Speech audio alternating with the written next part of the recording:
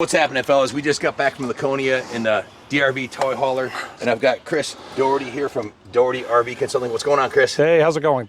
We had an issue here called a live skin, where the entire frame of the RV was 110 volt, and I almost got well, I got shocked. I didn't get electrocuted because I wouldn't be alive if I got electrocuted. But people can actually die from this situation, right? Yeah.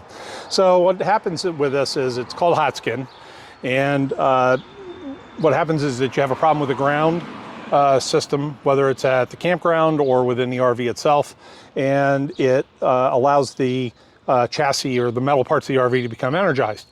So if you happen to be a better ground than what the system can provide, you're going to get some electrons flowing through you. So what we want to do here is check and see, okay, do we have a hot skin condition? And as it turned out, we did. And the problem in this particular case was right here with the electrical cord set. But the way we check is we start with a test where, you know, whenever you're troubleshooting something, you start at the beginning. So we have power coming into the RV, in this particular case through here, but the problem was at the campground. So we're going to check and make sure that we've got good power here. We're going to use, we can use a receptacle tester to test to make sure that, you know, we have, and this is a really, really old tester, so it's on, we have 2 yellow lights. We know we're good from that standpoint. And then I'm going to take my multimeter and we're going to put it on AC volts, and this is an auto ranging meter, so I don't have to worry about adjusting that. And we're going to test here and see what kind of voltage we've got. And we've got 121.2 volts there, and if I go to the ground, we should end up with the same. So we know we've got the power coming in is good, we know our ground is good, and we know our polarity is good. So the next thing that we wanted to do was test the actual cord, and we want to make sure that our ground lug has continuity between it and the frame of the trailer. And so according to the NEC code, we want to have less than 1 amp of resistance. So I tested my meter here. We've got a tone.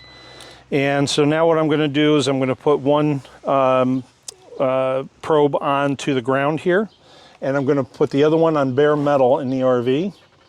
And so you got to find the spot where you get through the paint and any corrosion that's there. And I'm trying to get in between the frame here a little bit. And you can do it on bolts and things like that. And so there we go. And we have 0.4 to 0.6. So that's below 1 ohm of resistance. So that is an acceptable connection. So we know that the ground is bonded to the metal parts of the frame. So that means that we're good here. So once we've done that, then we go through and test with the power hooked up, and we use a non-contact voltage tester to test through. So I'm going to put this reducer back on, and we'll plug the coach in. All right. And so this is a non-contact voltage tester, and this isn't a bad thing to have. This, what a non-contact voltage tester does is it looks for alternating current. And so this is a dual ranging one. You'll see that it says 12 to 1,000 volts AC and 70 to 1,000 volts AC. The 12 to 1,000 volts is just a more sensitive setting, but understand that this only finds alternating current, so it's not going to work on a 12 volt DC system in your vehicle. So it's just good to be aware of that. But we turn that on, and if we had errant voltage in the RV, if we go up to the frame, this would go off. If I take this now and I put it down here, you can see that it's going off, okay? And so if I had voltage in the frame, I could come around the frame here anywhere and I would have a signal, and I don't have that, okay? And there's other ways that we can test too, but this is a nice easy way of doing it. And I can even make this more sensitive and go up against the frame, and I still don't have a signal at all. Or you can do it like I did and put your hand on it and get shocked.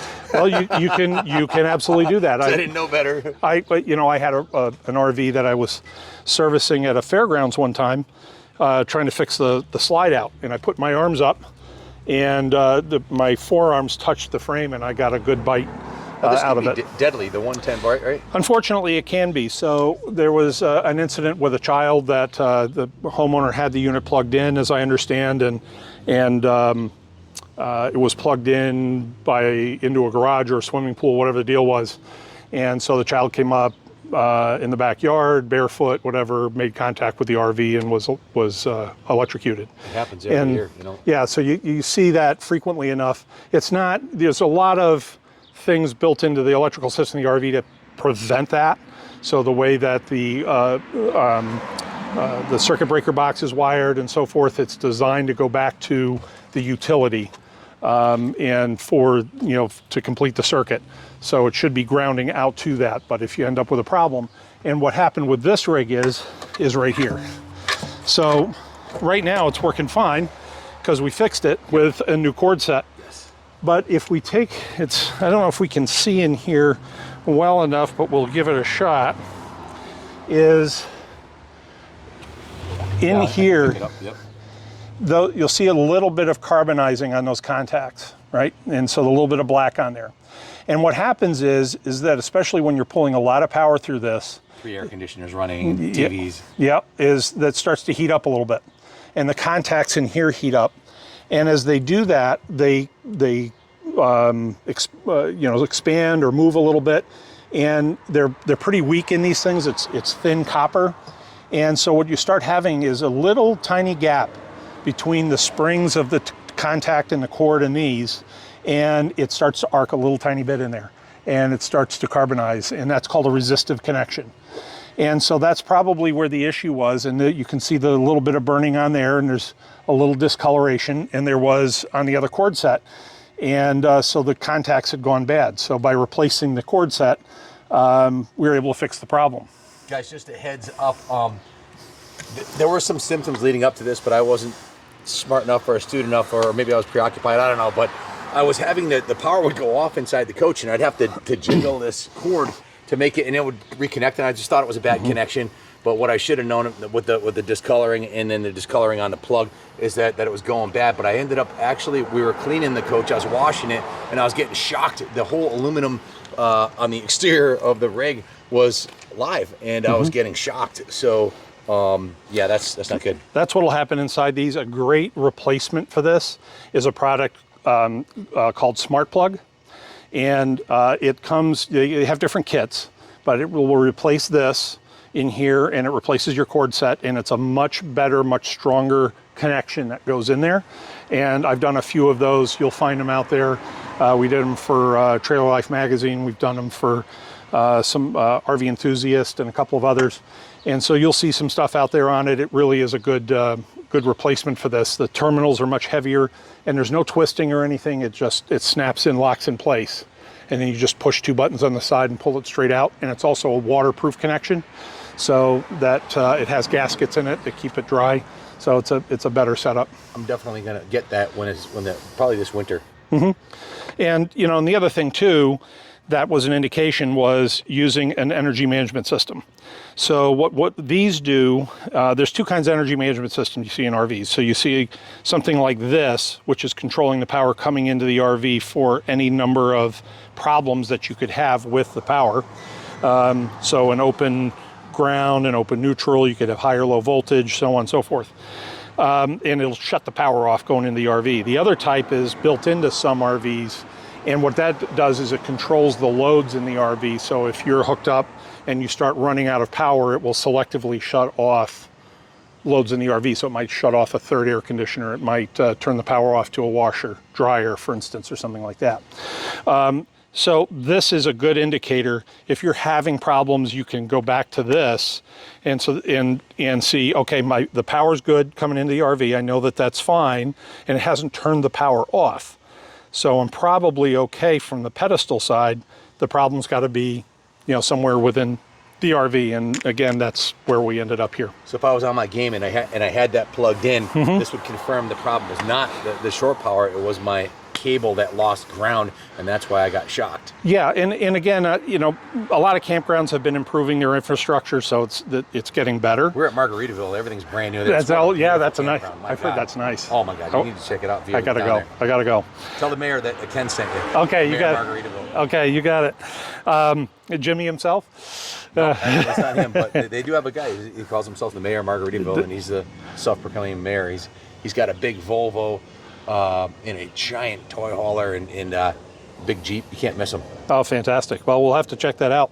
At any rate, it isn't impossible for the campground connection to be bad. And again, they have, you know, receptacles in those campground pedestals that have the copper terminals in them. So people plug in and unplug from them all the time. And so they can wear out. So this is where it's good to have something like this that's going to be able to tell you, okay, the power is okay there. And, you know, again, when you start having problems with your power and you come out and you wiggle the cord set or whatever else and it comes on, goes off, that's a key indicator that, you know, you have a problem in that plug and you're getting resistive heating through it and some of that arcing like we saw there. And could that damage components inside the coach? It can create a surge for sure. So turning things on and off quickly, most of the time it won't, but it's possible, especially with loads like air conditioners and things like that. It can be a little more of a problem. We got the Manic Mechanic on a 73 Z1. Not something you're going to see every day. So yeah, that's where we're at with this. Cool. So that problem solved. Yeah. What's going on, Manic Mechanic? I got it just about done. What do you got, a dime piece there? That thing's beautiful. So you just roll it out of the museum. Nice. It's a 73 Z1. That's beautiful. He's probably the best mechanic on the East Coast. Yeah. He's semi-retired like me. He goes to Florida every winter for a few months. He's only here because he wants to be here, you know? Yep. One of those guys is blessed to do what he loves to do, you know? Incredible. That's the way I look at it, what I do. Yeah. I know RVs like you know motorcycles. I'm obsessed with RVs too. I just don't have the information or knowledge or training, so I gotta. If somebody wants to get a hold of you to train, you're the one that trains the experts. You're the one that trains the guys in the dealerships and also in Indiana. You work at the factory too, don't you? I don't. I work for. I'm an adjunct instructor at the RV Technical Institute. Okay. And I work as an instructor here in Massachusetts and in the state of Pennsylvania. I teach RV technicians and I go to shows around the country doing technical seminars and stuff for consumers. Also, how much time do you spend in your Montana? You got a big giant 40-foot Montana fifth wheel, right? Yeah, we do. It depends on the year. I've spent a lot of time in it when I was with the magazines and so forth in Florida and Indiana. You know, we get out and enjoy it more now than we did before. It's not just work. But we try to get out when we can. We're headed this weekend, so. So you're not just a teacher with book knowledge. You owned an RV repair business for many years. Where you've been repairing RVs for how long? So I've been repairing them since 1998. But I started RVing when I was 3 years old. So you get a 25th anniversary. I know, right? I know, right? For RV medics. And I've been a dealer service manager, and but I worked a lot in RV media also. So with like Trailer Life and other publications? Trailer Life, Motorhome, RVTravel.com, RV Enthusiast Magazine, RV Business. I found you on YouTube on RV Travel, where you were an expert on the hot skin condition. I Googled it and it came up, and they were like, "You're the go-to guy for that subject." So I called you and. Thank you so much for coming down and helping us figure this out. Because Chrissy did not want to go camping this weekend. Yep. She found out she read on one of the forums that could cause a fire or you could die. She's like, I'm not going camping until we get it fixed. So, honey, you're all set. We can go camping now. There you go. Thanks to Chris. Sounds good. So there was another issue in here too. Something you hadn't seen very common. The fireplace was out. Yeah. And Dean here, who's pretty good with electrical, had diagnosed it back to being a bad outlet, but he couldn't figure out what was wrong. That was a little bit of a surprise what you found, right? Yeah, let's go take a look at it. Guys, we just got back from Bike Week in Laconia and getting the rig all dialed in for the next adventure. We got the hill climber.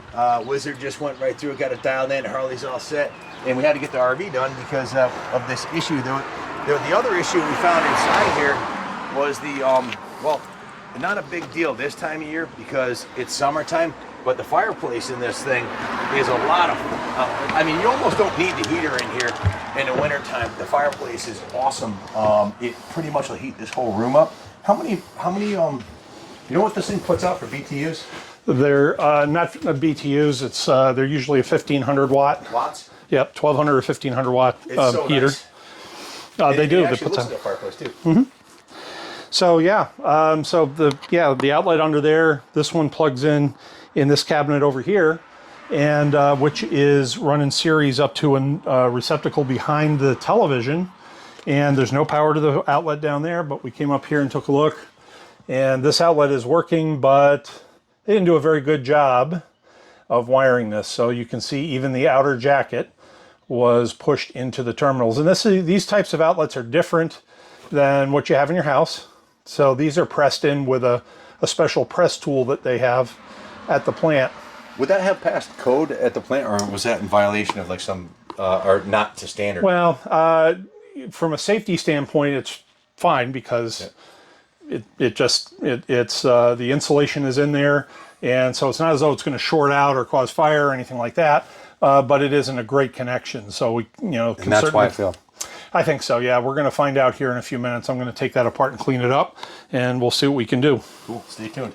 So Chrissy and I travel in a toy hauler every winter when the industry's pretty much shut down here up in New England. We load up our bikes and we hop in the rig and we head south. That's awesome. Christy graphics, so she's got her computer and she sets herself up at the table here and does all of her graphics. And yes, she's been a graphic designer for 30 years, and she provides all the custom graphics on the vintage motorcycles that they stopped making them 40 years ago. So it's all done in house, and I do all the listings of the motorcycles, write all the ads, and I do most of the purchasing. So our typical trip to Florida, I'll buy a couple hundred motorcycles on a good winter, and then Wow. my guys follow me down there, James usually, and they ship truckloads of motorcycles back up north. But one of the main functions of us being at these big events like Loudon this weekend, I set a new record.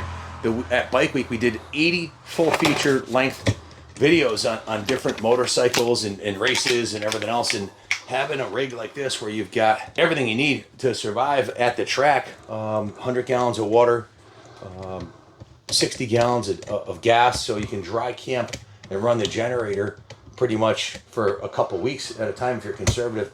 But this is a way to go. And I've been going to the races for, 50 years, since I was 8 years old. And this is the ultimate way to travel. And if you're doing it professionally like we are, this is our career now, filming all the races and promoting our companies and buying and selling motorcycles. This is a way to go, man. The toy hauler's the hot setup, and with the fifth wheel, you drop the unit. I've had Class A motorhomes. I've had bumper pulls. We really like the fifth wheel, especially hauling it with a Volvo. It's super comfy. So wrapped up in the shows and stuff like that, you end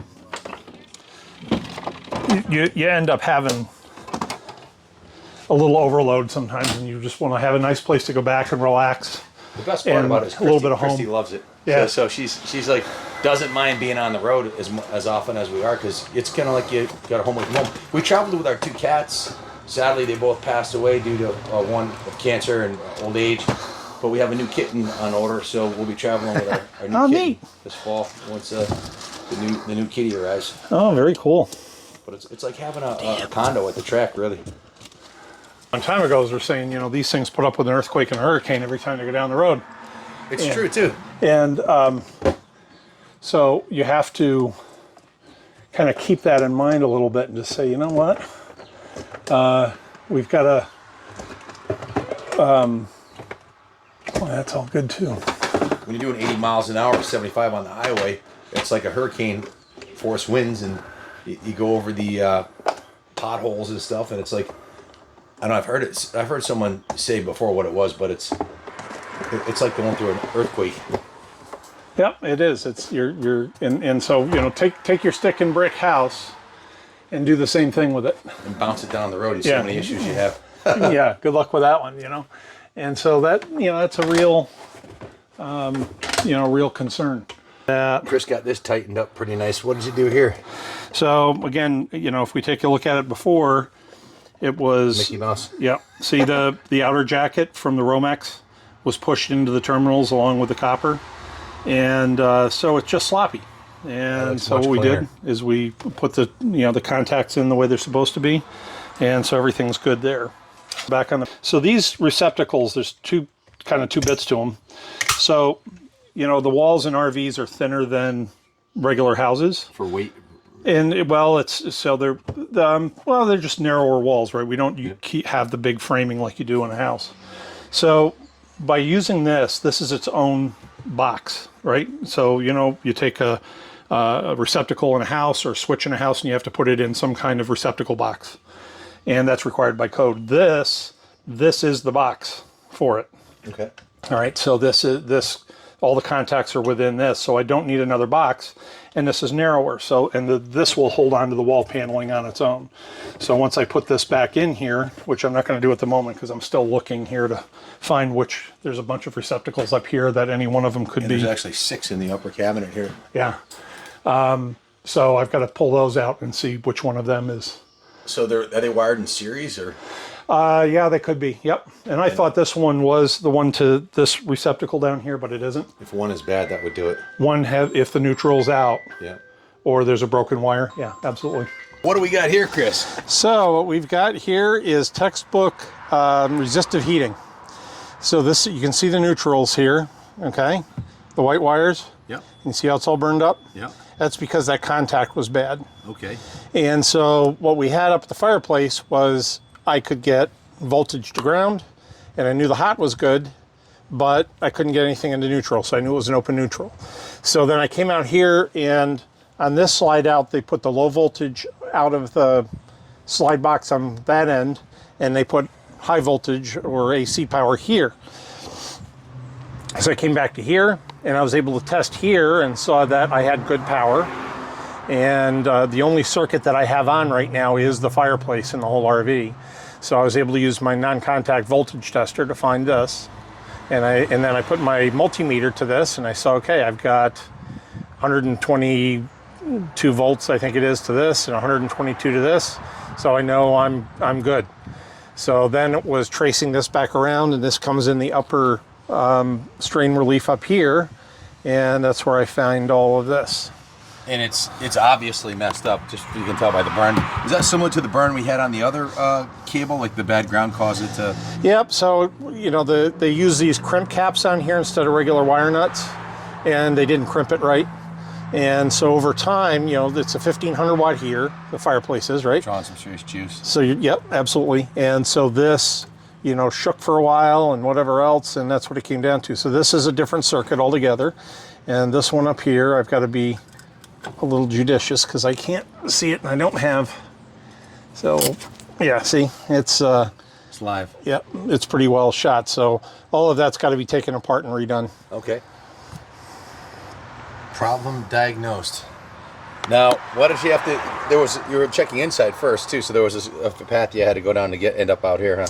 Yeah. So you check. You know, you start doing a search and you go.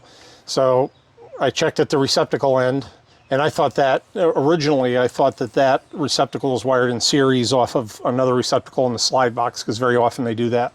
But then as I thought about it, I said, you know, I didn't find that, and I said, well, it's a fireplace. So I went back to the circuit breaker boxes, and I did find a fireplace circuit breaker. So I took the panel apart and I shut everything off except for the fireplace, and I tested it because there's a load shunt in there, an energy management system inside the RV that can shut off the fireplace if you're drawing too much power. So I checked through that and saw that stuff was good. So then it was like, well, I'm going to have to go between that and the load and find out where my wiring problem is. So that's how I started checking these out, and this is where we found this right here. Awesome. So is this an uncommon problem, or is it something that generally? I've seen it before. Yeah. It's nothing new. It happens. You know, and again, this stuff's being shaken as it goes down the road. So it's put, you know, you have the real cold of winter, the real hot of summer. Sure. It does a job on anything, and so. That's why we have these J boxes, is so that it contains anything like that if you have a short or a problem.